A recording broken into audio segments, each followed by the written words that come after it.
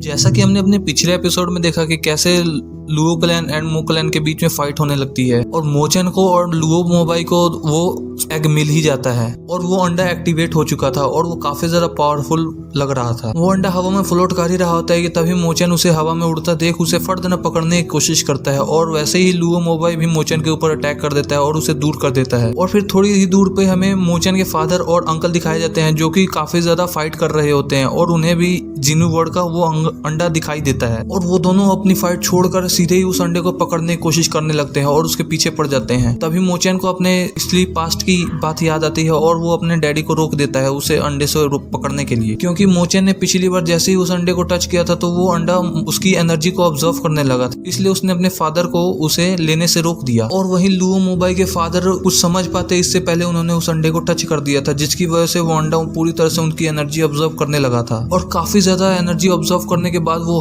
अचानक ही झटके से उन्हें पीछे हटा देती है और उस अंडे के अंदर से काफी ज्यादा स्पिरिचुअल एनर्जी बाहर आ रही होती है, जिसे देख वहां पर सभी लोग हैरान हो जाते हैं। और वो एनर्जी सच में काफी ज्यादा पावरफुल होती है। वो हर जगह जहां जहां फैल रही होती है वहां पर जितने लोग होते हैं और जितने जानवर उनकी सभी की स्पिरिचुअल पावर वहां से निकल कर सीधे उस अंडे में समा रही होती है। जिन्यू बर्ड इन सभी की एनर्जी को ऑब्जर्व करके खुद को एक्टिवेट करने की कोशिश कर रहा होता है।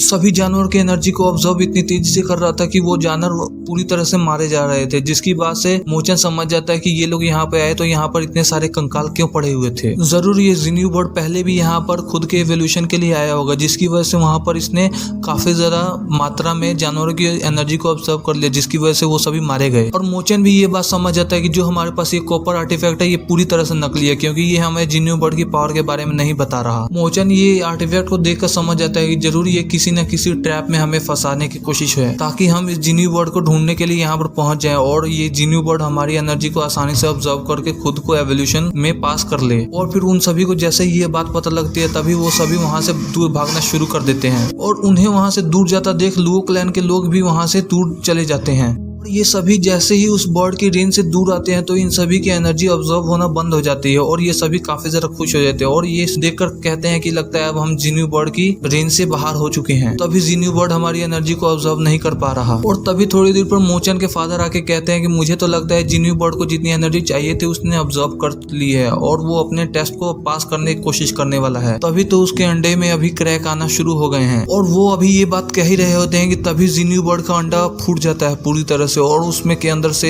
जिन्यू बर्ड की स्पिरिचुअल बॉडी बाहर निकलती है और साथ ही साथ पूरी तरह से वहां का मौसम खराब होने लगता है और हेवन की तरफ से जिन्यू बर्ड के ऊपर काफी ज्यादा लाइटनिंग स्ट्राइक हो रही होती है और हमें जिन्यू बर्ड और वो ड्रैगन बीस्ट दिखाए जाते हैं, जो कि दोनों ही एक दूसरे से टकराने ही वाले होते हैं। उन दोनों के टकराव की वजह से वहां पर काफी ज्यादा ब्लास्ट होता है, जिसकी वजह से वहां पर काफी ज्यादा फायर स्ट्राइक हो जाती है और उस स्ट्राइक से तो जैसे लगता है कि जिन्यू बर्ड मारा ही गया। और उस स्ट्राइक के बाद वहां पर बहुत ही ज्यादा भारी मात्रा में आग के गोले गिरने लगते हैं, जिससे बचने के लिए मो क्लैन तो पूरी तरह से अपनी कोशिश कर ही रहा होता है कि तभी उनमें से एक पत्थर आकर सीधे ही मोचन के ऊपर लग जाता है और मोचन काफी ज्यादा दूर जाकर गिरता है और उस पत्थर के टकराने की वजह से मोचन को काफी ज्यादा चोट लगती है और फिर वैसे ही मोचन अपने हाथ में उस कॉपर आर्टिफैक्ट को देखता है जो कि ग्लो करने लगा था और मोचन कहता है कि अब इसे क्या हो गया, ये अचानक ही ऐसे ग्लो क्यों करने लगा। और मोचन अभी जैसे ही ये बात कह ही रहा होता है कि तभी वो सीधे ही अपने स्पिरिचुअल माइंड में आ जाता है। उसके सामने एक सुंदर सी स्त्री खड़ी होती है और मोचन अभी उससे कुछ कहने ही वाला होता है कि तभी वो अचानक से होश में आ जाता है और वहीं पर मोचन के फादर भी मौजूद होते हैं और वो मोचन को होश में आता देख कहते हैं कि शुक्र है तुम्हें जल्दी ही होश आ गया, मैं तो काफी ज्यादा डर गया था कि आखिर तुम्हें कुछ हो तो नहीं गया। फिर मोचन जिन्यू बर्ड के बारे में पूछता है और कहता है कि आखिरकार जिन्यू बर्ड के साथ हुआ क्या। तभी उसके फादर बताते हैं कि वहां पर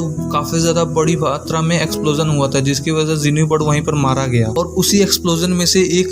स्ट्राइक सीधे तुम्हें भी आकर लगी, जिसकी वजह से तुम वहां पर बेहोश हो गए और हमें तुम्हें वहां से उठाकर यहाँ पे लाना पड़ा। और उसके फादर काफी ज्यादा खुश होते हुए बताते हैं कि अब मुझे कोई डर नहीं है, क्योंकि लुओ मोबाई क्लैन के पीछे भी उस जिन्यू बर्ड का कोई भी आर्टिफैक्ट नहीं लगा, जिसकी वजह से अब हम उनसे डरने की कोई बात नहीं है। फिर मोचन के फादर जैसे ही वहां से जाते हैं तभी मोचन कहता है कि अब मुझे लगता है मुझे अपनी रिकवरी भी पूरी तरह से कर लेनी चाहिए और वहां पर बैठकर वो अपनी कल्टीवेशन करना शुरू कर देता है और वो कहता है कि मैं थोड़ी सी और कल्टीवेशन कर लूंगा तो मैं अपनी स्पिरिचुअल रिंग लेवल पर पहुंच जाऊंगा। और मोचन वहां पर एक पील को भी निकाल कर खा लेता है और वो उसके साथ ही वो अपनी कल्टीवेशन शुरू कर देता है। मोचन काफी ज्यादा देर तक कल्टीवेशन करने के बाद मोचन की बॉडी पूरी तरह से ग्लो करना शुरू कर देती है। वहीं मोचन की बॉडी के पीछे एक स्पिरिचुअल रिंग भी बनना शुरू हो जाती है, जिसका मतलब साफ हो जाता है कि मोचन ने अपने स्पिरिचुअल रिंग लेवल को कंप्लीट कर लिया है। फिर मोचन का कल्टीवेशन पूरा